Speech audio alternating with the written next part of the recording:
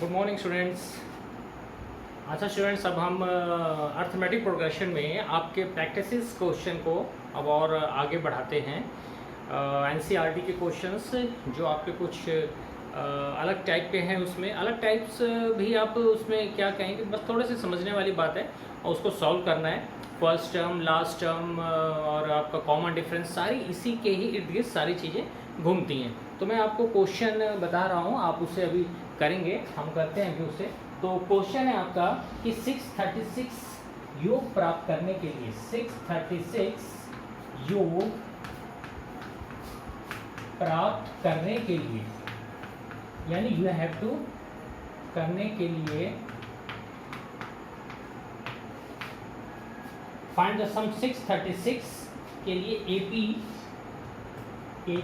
AP आपको दिया हुआ है इसमें 9, 17, 25 9, 17, 25 के कितने पद लेने चाहिए, के कितने पद लेने चाहिए।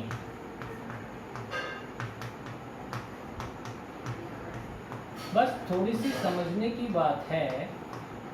इसमें क्या कह रहे हैं बेटा कि 636 योग प्राप्त करने के लिए, यानी सम, अब सम का फॉर्मूला कह रहे हैं 636 योग प्राप्त करने के लिए ये अर्थमेटिक प्रोग्रेशन दिया हुआ है 9, 17, 25 के कितने पद लेने चाहिए, यानी कितने पद लेने चाहिए। इसका मतलब हमें इसमें n को ही निकालना है। साफ सीधी बात समझ में इसमें आ रही है।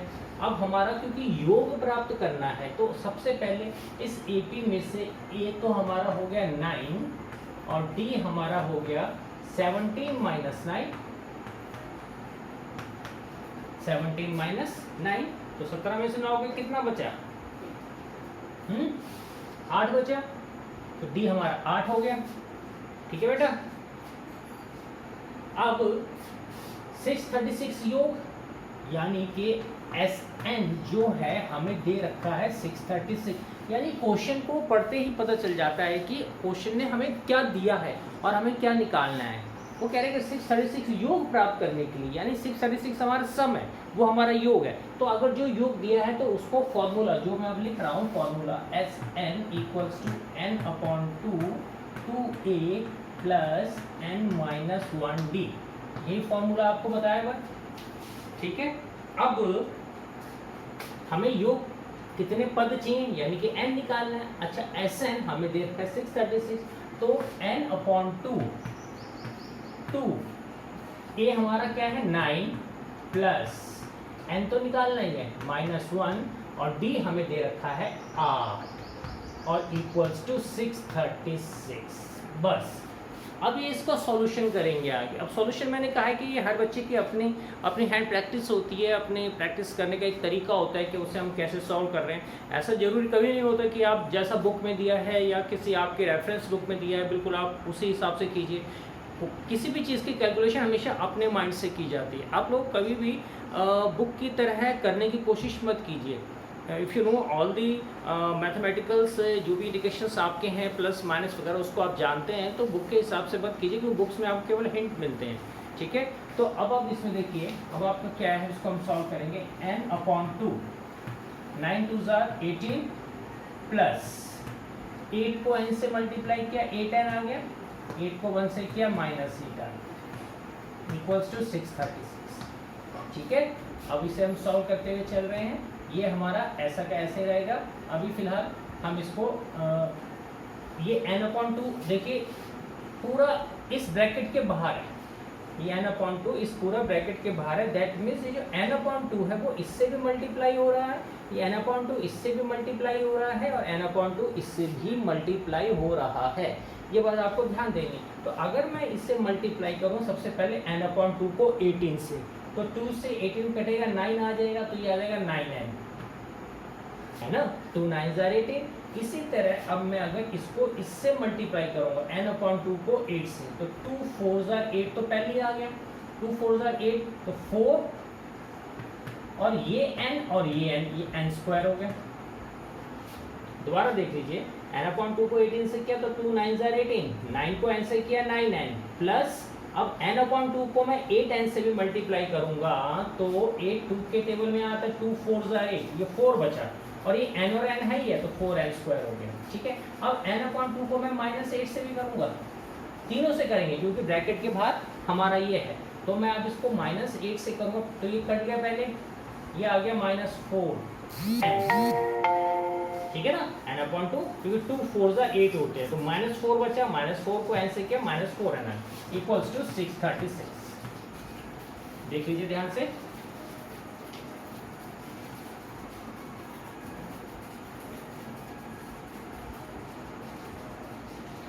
ठीक है।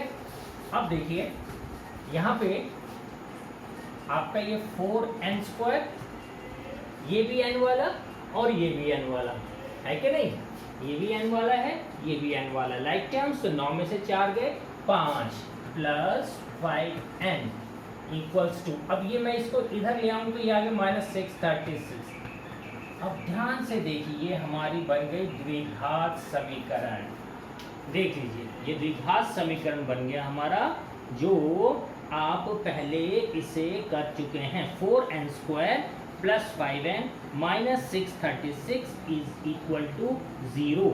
अब आपको इसको वही चीज़ जो मैंने आपको गुणनखंड विधि बता रखी है, अब गुणनखंड विधि से हल करने के लिए मिडल टर्म स्प्लिटिंग हम करते हैं, यानी बीच की संख्या को हम इस प्रकार तोड़ते हैं कि प्लस या माइनस करें तो वो हमारा ये आ जाए, और अगर मल्टीप्लाई करें तो हमारा 636 × 4 आ जाए, यानी 636 को पहले 4 से, मैंने आपको एक तरीका बताया था अपने पहले द्विघात समीकरण की वीडियो में, जिससे मैंने आपको मिडल टर्म स्प्लिटिंग में एक तरीका बताया था कि अगर लंबे सम हो तो उसका गुणनखंड निकालने के लिए आप क्या करें, उसका एलसीएम निकाल लें, क्योंकि थोड़ा सा बड़ा है ये, मैं तो अभी आपको इसको शॉर्ट में कर दूंगा। ये 636 और 4 को पहले आप मल्टीप्लाई करेंगे, मल्टीप्लाई करने पे फिर आप इसका एलसीएम निकालेंगे, तो जो आप इसके गुणनखंड आएंगे वो संख्या उन्हीं के बीच में से होती है। तो यानी मिडल टर्म स्प्लिटिंग हमें ऐसी दो संख्या ढूंढनी है जिन्हें आपस में हम जोड़ें या घटाएं तो हमारा 5 आ जाए, और उन्हीं को यदि हम मल्टीप्लाई करें तो वो हमारा आ जाए कितना, जो हमारा 636 और 4 को मल्टीप्लाई करके आएगा, तो वो संख्या हमारी जो हो जाएगी, दो संख्या वो हमारी 53 और 48 हो जाएगी। ठीक है, वो आप निकाल के देख लेंगे, मैं तरीका बताया, बड़ा समय तो सारा टाइम मैं उसी में लगा के आपकी नहीं उसमें लगाना चाहता, क्योंकि 48 और 53 में से 48 में कितना होता है, 5 होता है। ठीक है, और इसको आपस में गुणा करेंगे तो हमारा कितना आ जाएगा, जो इसको गुणा करके आएगा। ठीक, अब हम इसको सॉल्व करेंगे तो 4n² प्लस, क्योंकि बड़ा प्लस का है तो ये 53n आ गया, -48n -636, ये। अब इन दोनों को आपस में कॉमन ले लीजिए, इन दोनों का पेयर लीजिए और इन दोनों का पेयर लीजिए, इसमें से आपका जो कॉमन निकलेगा उसको आप कॉमन निकाल लीजिए। इसमें कॉमन केवल n है, तो n मैंने बाहर निकाल लिया, अंदर क्या बचा, 4n + 53, यही तो बचा, क्योंकि मैंने इसमें से जो है n को बाहर निकाल लिया। जब मैंने n को इसमें से मैं बाहर निकाल तो अंदर क्या बचेगा मेरा, 4n + 53। इसके बाद इसमें जो मेरा कॉमन है वो मेरा 48 ऑप्शन में से -12 कॉमन आ जाएगा, -12। अब 12 का टेबल 48 तक 4 है, ब्रैकेट के अंदर सेम आना चाहिए, और यहाँ पे प्लस, क्योंकि माइनस तो बाहर आ गया है, 53 आ गया। ठीक, यहाँ से n - 12 अलग ब्रैकेट में आ गया, और 4n + 53 अलग ब्रैकेट में आ गया। देख लीजिए, n - 12 और 4n + 3। अब यहाँ से आपकी n की वैल्यू निकल के आ जाएगी,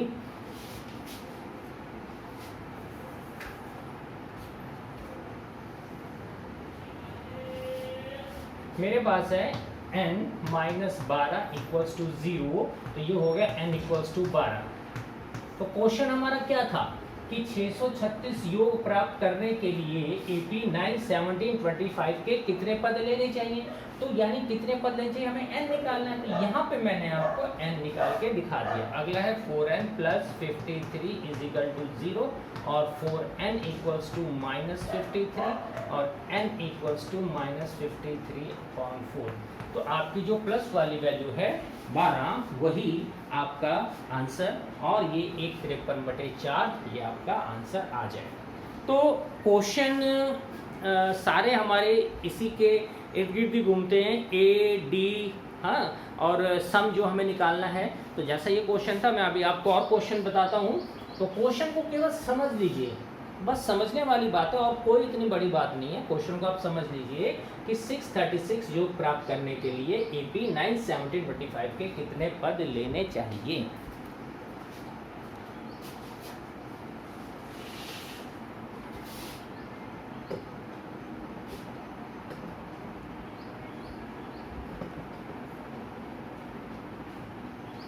चलिए अब नेक्स्ट क्वेश्चन करते हैं हम। इसको आप समझ गए होंगे, थोड़ा उतारना चाहें तो उतार लीजिए।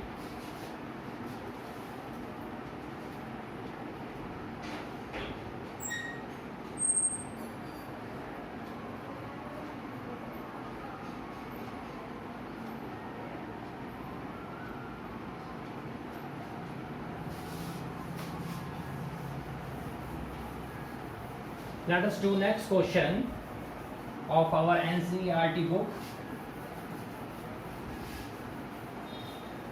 Our next question is कि किसी AP का प्रथम पद, किसी AP का प्रथम पद 5 है, किसी AP का प्रथम पद 5 है और अंतिम पद 45 है। अंतिम पद 45 है, ठीक है, अंतिम पद 45 है और जो योग है वो दे रखा है 400। योग हमें दिया हुआ है 400, योग हमें 400 दिया हुआ है। तो कह रहे हैं पदों की संख्या और सार्व अंतर, यानी पदों की संख्या और सार्व अंतर निकालो। अब इस क्वेश्चन में हम देखेंगे कि they are saying the first term in AP is 5 and the last term is 45. तो first term that means A equals to 5 and last term 45, that means L equals to 45 and योग means S, N equals to 400। क्या कह रहे हैं, पदों की संख्या यानी कि N निकालना है और सार्वंतर यानी कि D निकालना है। अब जो हमें दिया हुआ है उसके हिसाब से हम पहले फॉर्मूला लगाते हैं। हमारा Sn का फॉर्मूला क्या होता है, n/2 A + L।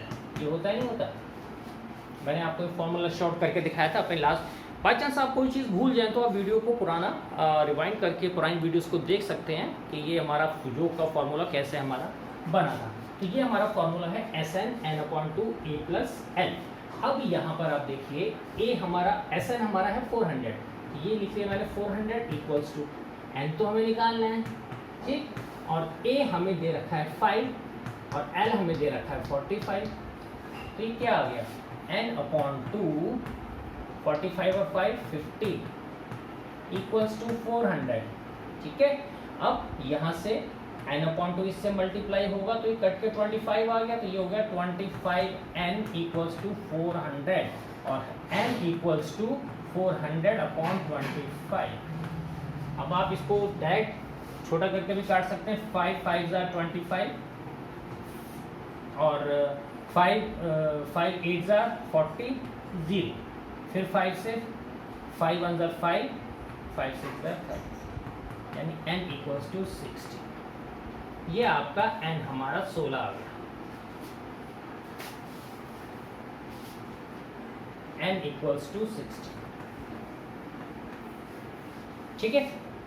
तो जैसा क्वेश्चन दिया था हमें दो चीज निकालनी है, पदों की संख्या और सार्वंतर। अब पदों की संख्या तो हमने निकाल ली, 16 है। अब सार्वंतर निकालने के लिए हम क्या फॉर्मूला यूज करेंगे, सार्वंतर निकालने के लिए हमारा वही कि L इक्वल्स टू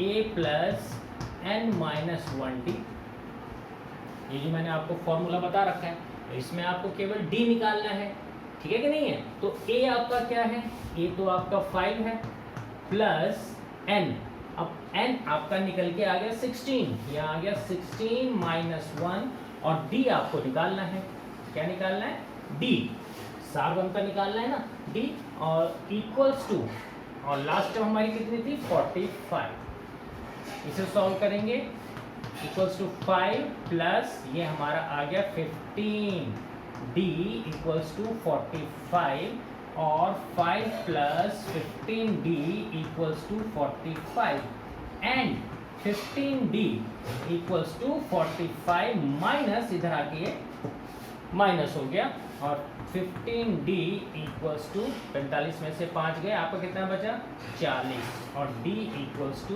40/15, इसको आप काटिए, 5 दिए 15, 5 8 40, तो d हमारा क्या आ गया 8/3, कितना आ गया d हमारा 8/3, ठीक है बेटा। इसको देख लो ध्यान से, क्वेश्चन था first term is given 5 and last term is given 45 and the जो सम है वो 400 था, तो वो कह रहे हैं कि what is an and what is D, common difference, तो वो हमने निकाला है, इसको देखिए दोबारा।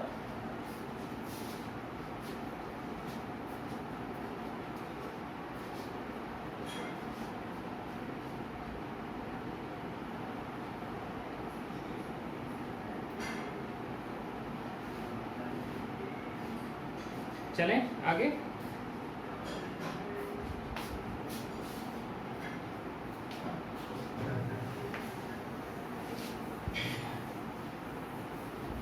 the next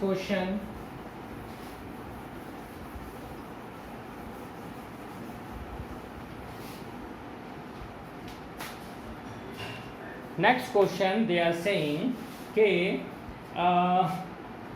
किसी एपी के प्रथम और अंतिम पद, किसी एपी के प्रथम और अंतिम पद, प्रथम पद 17 और अंतिम पद आपका उसका 350 है, तो प्रथम पद फर्स्ट टर्म हमें दे रखी है 17, ठीक है, और अंतिम टर्म L इक्वल्स टू हमें इन्होंने दे रखा है 350, 350, ठीक, और फिर कह रहे हैं यदि सार्व अंतर 9 है, यहाँ पे इन्होंने हमें d भी दिया हुआ है, d equals to 9, d equals to 9, तो इसमें कितने पद हैं और उसका योग क्या है, तो इसमें कितने पद हैं और इसका योग क्या है, पद कितने हैं n निकालना है और योग क्या है Sn निकालना है। अब ये दो चीज निकालनी है क्वेश्चन पढ़ के, दोबारा देखिए क्वेश्चन क्या कह रहे हैं, the first term in AP is 17 and the last term is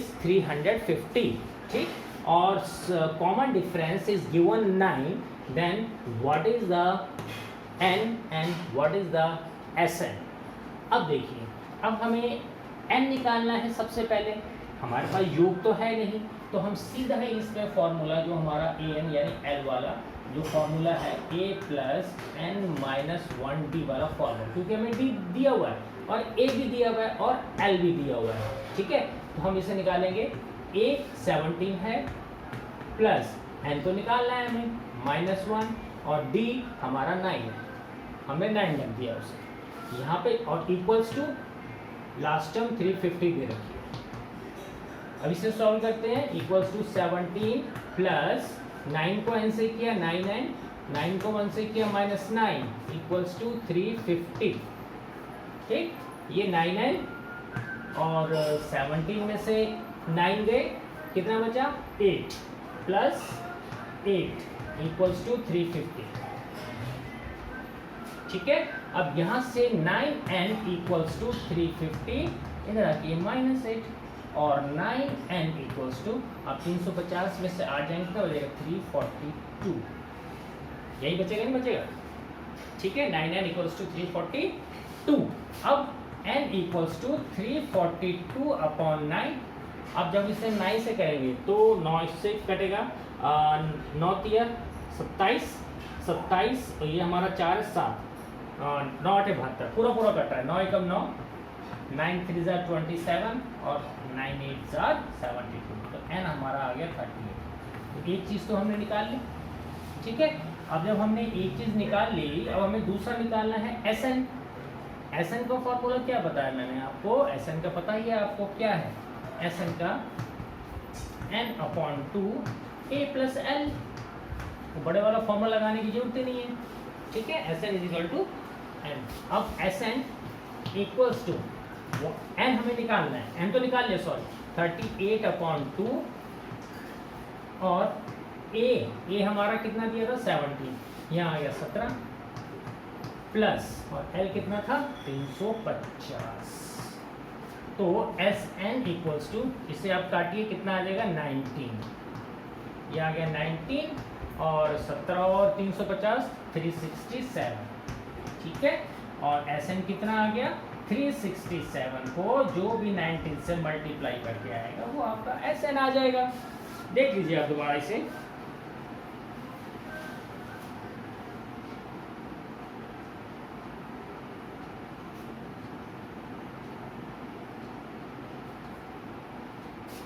केवल क्वेश्चन थोड़ा सा समझने की जरूरत है बेटा, और इसमें कोई ऐसी कोई खास समस्या नहीं आएगी आपको, आप ध्यान से देख लें उसे।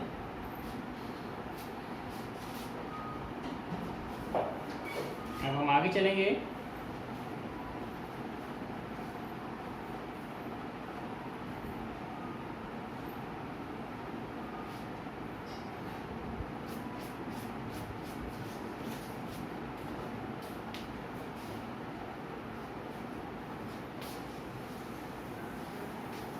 आज हमारा ये एपी का फाइनल रहेगा, फिर मैं आपको कोऑर्डिनेट स्टार्ट कराऊंगा, निर्देशांक ज्यामिति, उसके बाद फिर हमारे ट्रायंगल्स या फिर कुछ और टॉपिक हम देख लेंगे कि हमें क्या उसमें करना है।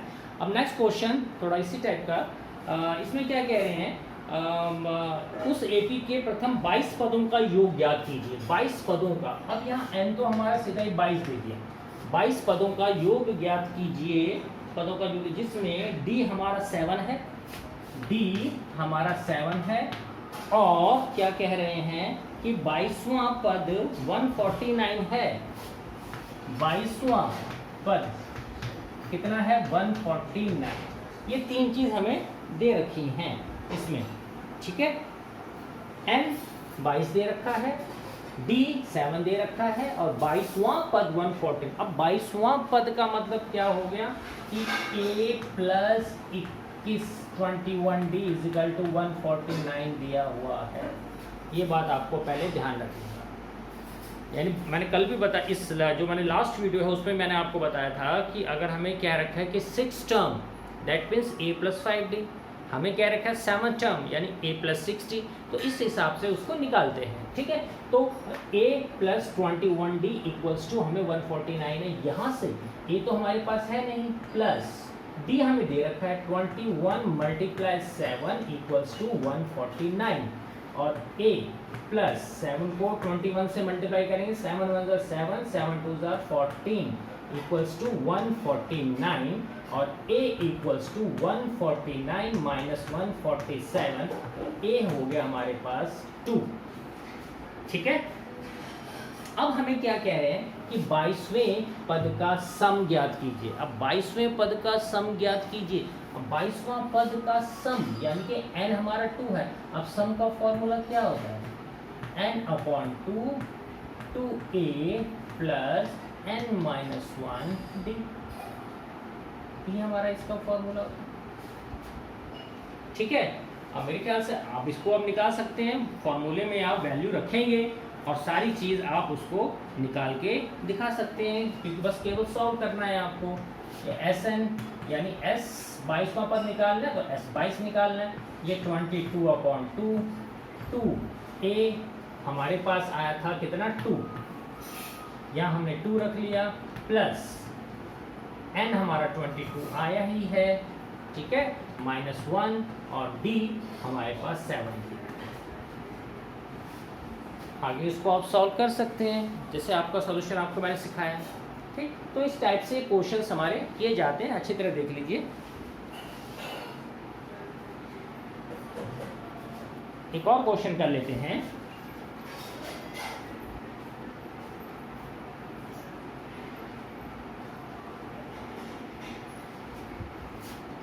मेरे ख्याल से ऐसे क्वेश्चन में आपको दिक्कत नहीं आनी चाहिए जहाँ पे आपको ये दिया हो कि किसी भी ए बी के 20वें पद का मान ज्ञात का योग ज्ञात करो, अगर उसका 7वां पद इतना है, उसका 8वां पद इतना है, तो इस टाइप के क्वेश्चन आपके एग्जाम में भी आते हैं, तो इसमें आपको कन्फ्यूज़न नहीं होनी चाहिए। ठीक है, now let us do some more questions.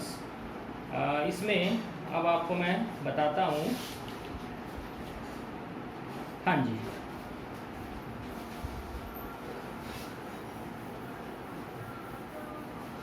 देखिएगा क्वेश्चन क्या है। ऐसे प्रथम 40 धन पूर्णांकों का योग ज्ञात कीजिए। प्रथम 40 इंटीजर्स पूर्णांकों का योग ज्ञात कीजिए। धन पूर्णांकों का योग ज्ञात कीजिए जो 6 से विभाज्य हैं, जो 6 से विभाज्य हैं। क्वेश्चन इज वेरी सिंपल, केवल थोड़ा समझिए आप इसे क्या कह रहे हैं कि फाइंड द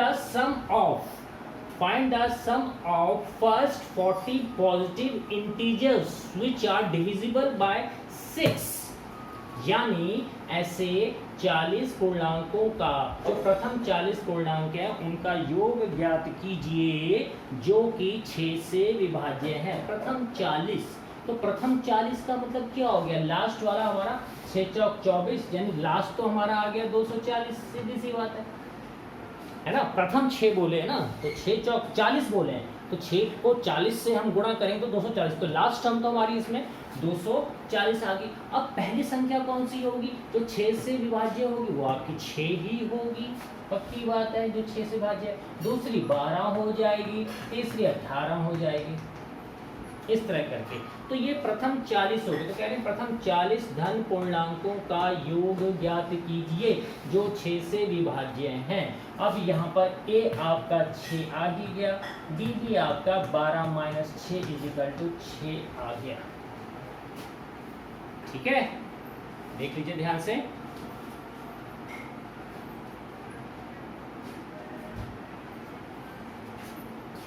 और L आपका 240। अब मेरे ख्याल से कोई दिक्कत नहीं आनी चाहिए, आपको केवल इसका योग ज्ञात करना है और योग का फॉर्मूला आपको पता ही है, n/2 a प्लस l। निकाल लेंगे नहीं निकाल लेंगे, लेकिन इससे पहले आपको जो है क्वेश्चन को पहले समझना बहुत ज़्यादा जरूरी है। क्या कह रहे थे कि find the sum of first 40 positive integers which are divisible by 6। तो divisible by 6 है तो हम 6 का टेबल लेंगे, लेकिन 40 बोले हैं तो लास्ट को 40 को आप 6 से मल्टीप्लाई कर दें तो सीधा आपका वो लास्ट वाला हमारा 240 आ जाएगा। अब आप ये कह रहे हैं कि हमें इसका सम निकालना है, हमें अब इसमें उसकी जरूरत तो पड़ी नहीं, डी की भी जरूरत नहीं पड़ी, n हमें जो इसमें निकालना है, तो n आपका कितना हो गया 40 हो गया, तो 40/2 a आपके पास है ही, l भी आपके पास है ही, वैल्यू पुट करके आप इसका आंसर निकाल लेंगे। ठीक है, तो यानी कैसा भी क्वेश्चन आए कंफ्यूज नहीं होना। हम एक आध क्वेश्चन और कर लेते हैं, if you find any problem. Next भी थोड़ा इसी ही टाइप का हम देख लेते हैं कोई क्वेश्चन। अच्छा, 0 और 50 के बीच की, 0 और 50 के बीच की, 0 और 50 के बीच की विषम संख्याओं का योग ज्ञात कीजिए। विषम संख्याओं का योग ज्ञात कीजिए।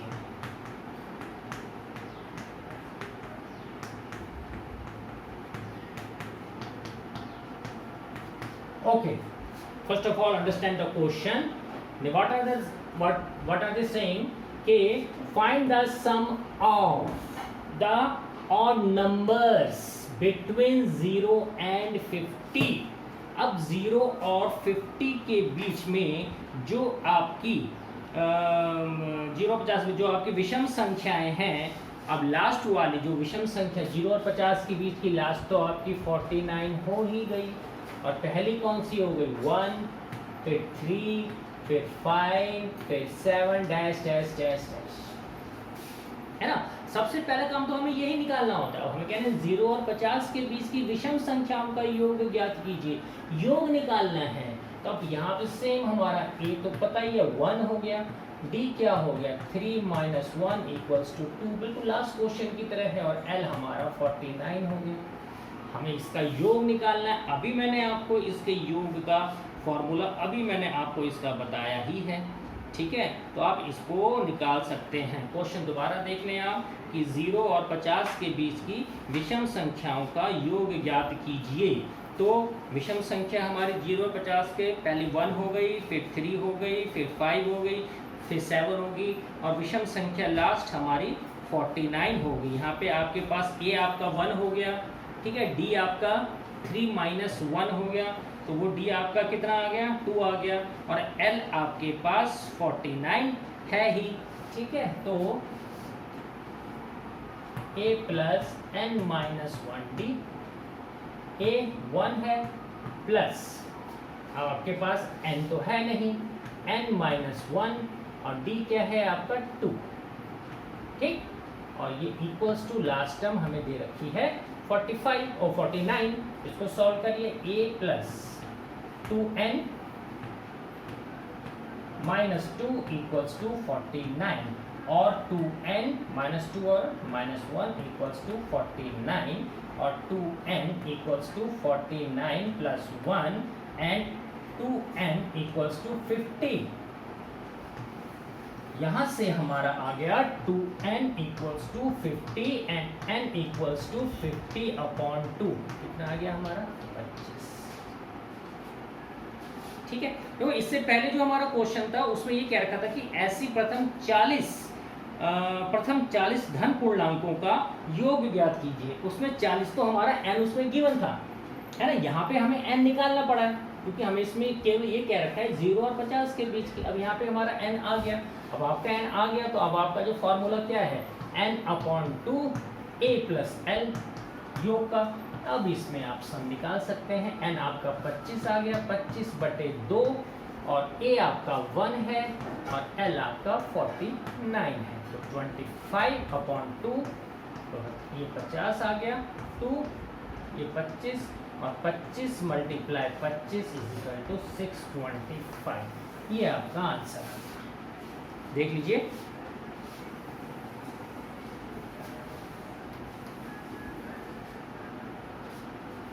तो बेटा इसी टाइप के क्वेश्चंस आपके इसमें होंगे। बाकी आप अपनी एनसीईआरटी के एग्जाम्पल्स वगैरह को आप ज़रूर करिए, उसको आप बिल्कुल भी मत छोड़िए। तो आज आपका एपी यहाँ पे ख़त्म होता है, बाकी जब आपका टेस्ट लिया जाएगा, बाकी कुछ आपके क्वेश्चंस इसमें लैंग्वेज के भी आप एक बार उसको पढ़िए, उसमें भी केवल एक एपी बनेगा, और इसी हिसाब से आपको उसका सम या सारांतर वगैरह यही सब उसमें निकालना होगा, ठीक है बेटा। तो इसकी आप तैयारी अच्छी तरह कर लीजिए। नेक्स्ट वीडियो में मैं आपको अब नेक्स्ट टॉपिक स्टार्ट करूँगा, ठीक। इसके बाद अभी मेरे को 10th का आपका इलेक्ट्रिसिटी का जो है लेसन भी उसमें उसको कंप्लीट कराना है, उससे पहले टेस्ट लेके, तो आप इसकी अपनी तैयारी को पूरी रखिए। ओके बेटा, thank you and all the best.